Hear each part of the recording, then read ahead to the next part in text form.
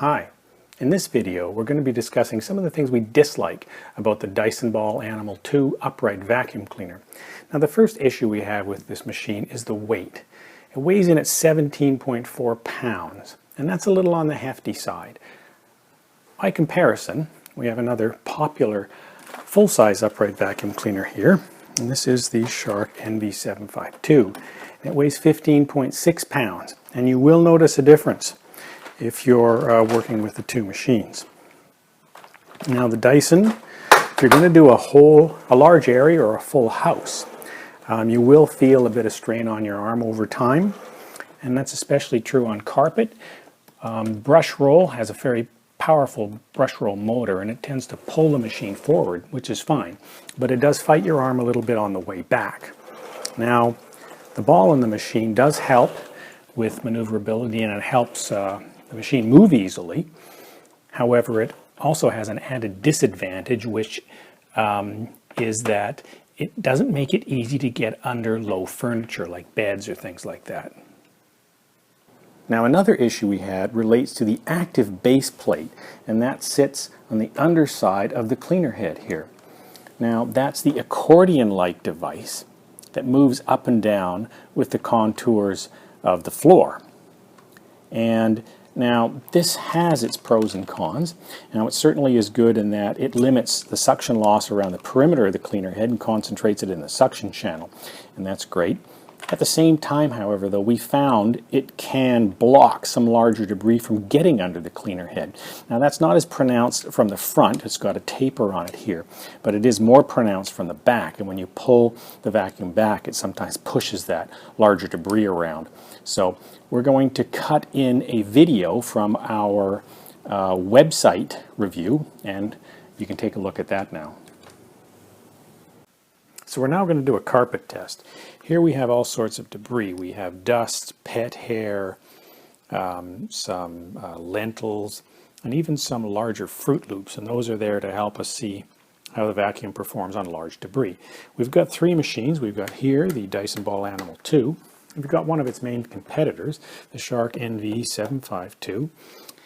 And over here, this is a much smaller machine, but it's got something called dual clean technology. This is a Shark Rocket Complete, and this second brush roll here is supposed to help it pick up larger debris. So we just threw that into the mix to see how that works. So let's start with the Dyson Ball Animal 2, and this is of course with the brush roll on.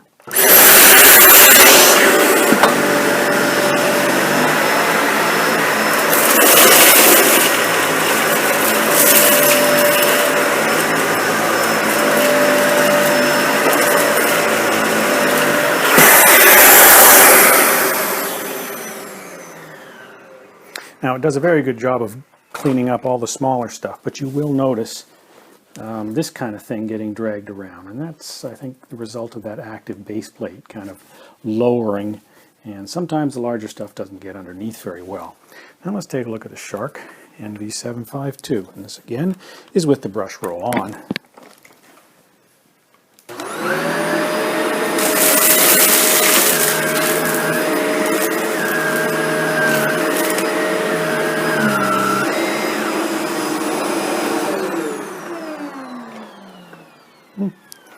Cleaning wasn't bad, good cleaning, a few little things left behind. Was able to get a few more of the larger pieces under the brush roll for sure. And let's take a look at the Shark Rocket Complete.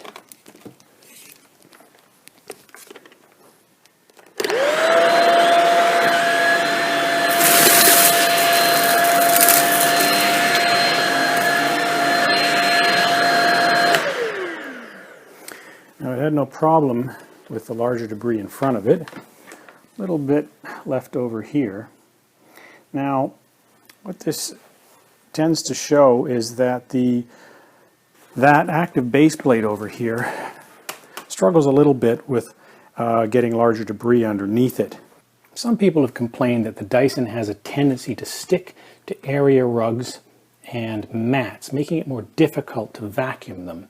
Now this is likely the result of that active base plate clamping down on the floor a little bit and the fact that the machine has very powerful suction. We didn't find it an issue, but we could see how some people could. And what we're going to show you here is a shark upright on here, and basically how it doesn't stick to the mat, and how the Dyson to some extent does. So first let's look at the shark machine. Brush roll off. Okay.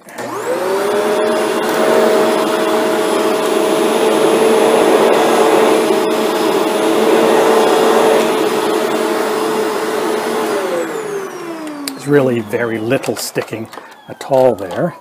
Now if we bring the Dyson out, make sure the brush rolls off again.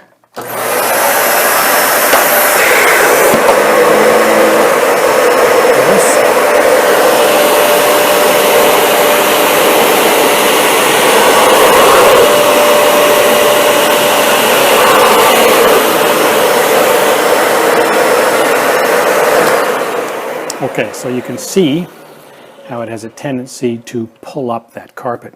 Although, when we actually run it over this, we didn't have a problem.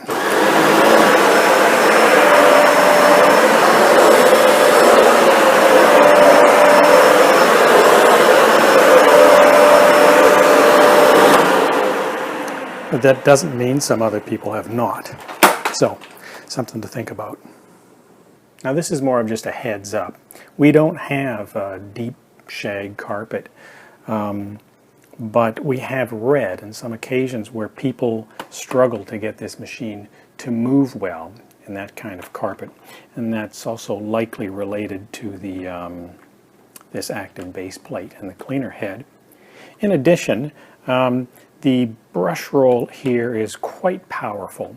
If you have maybe some of the new plush carpet or ultra soft carpet, you might want to be a bit cautious with that. Now another annoyance for us, and one that's been plaguing these Dyson uprights for a while now, is putting the machine back into the upright position. It has a little click that has to take place, or else the handle falls backwards. So if you are vacuuming, like so, put the machine into the upright position. You notice these wheels here come down. If you let the handle go at this point, it falls back. You have to wait for this audible click. You push the machine forward. There it is. And it's good. And one of the problems with that is when the vacuum's running, you can't hear that click very well. And frequently, you will let it go and the click won't have happened and it'll fall backwards. And that's a little bit annoying. Now we do find the Dyson Ball Animal 2 to be a little on the noisy side. Now what we've set up here is a noise level meter. It's exactly 3 feet away from the nozzle of the vacuum. Now we've got the Dyson DC65, the Dyson Ball Animal 2, and the Shark NV752 here for comparison purposes. Each one was put in the middle here, so it's exactly the same distance. I'm not going to do this now. We've done the test already, and we can tell you that the DC65 came in at 78.2 decibels. These are peak. The Dyson Ball Animal 2 at 78.1, so these guys are pretty much exactly the same. The Shark, however, came in at 72.9, which is substantially lower. Now, the numbers may not show a big difference, but consider that the decibel scale is logarithmic, not linear, meaning that 80 is actually twice as loud as 70. Now, sometimes this doesn't translate well on video, but what we're going to do here is turn the Dyson Ball Animal 2 on, and then the Shark on, see if you can hear the difference in noise levels. Now, consider that depending on the kind of vacuuming you're doing or whether the brush rolls on or off, these things may sound a little different, but we'll just turn them on and see if you notice.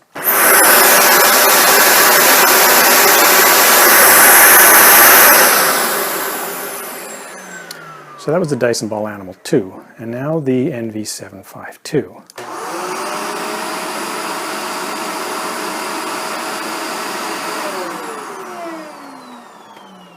Now the sound difference here is fairly apparent.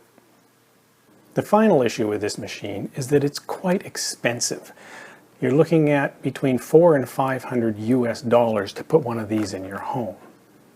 So those are some of the things we dislike about the Dyson Ball Animal 2 vacuum cleaner. Now, there's actually quite a few things we really do like about this machine, and you may want to watch our video entitled Things We Love About the Dyson Ball Animal 2 Vacuum.